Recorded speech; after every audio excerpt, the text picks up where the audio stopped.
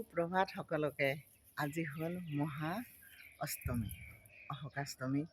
আজিৰ দিনটোৰ যথেষ্ট গুৰুত্ব আছে, চলি আছে যিহেতু বাসন্তী পূজা, আপোনালোকে গমেই পায়।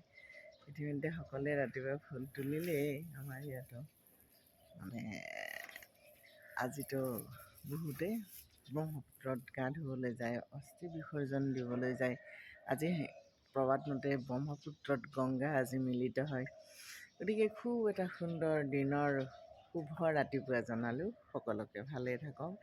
আৰু জানেই গণেশগুৰিত চলি আছে বাসন্তী পূজা, আৰুতো ঠায়ে ঠায়ে বাসন্তী পূজা হৈয়ে আছে। মানে এইটোৱে প্ৰকৃত বাসন্তী পূজা। আৰু মাক এইটো ৰূপত প্ৰথম আৰাধনা কৰিছিল ঋষিমুনিসকলে, ৰজাসকলে।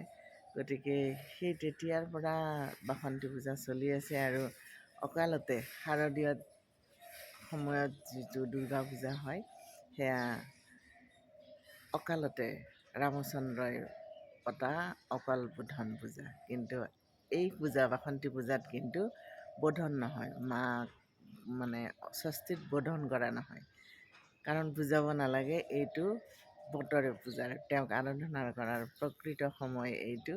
সকলো কুশলে থাকিব।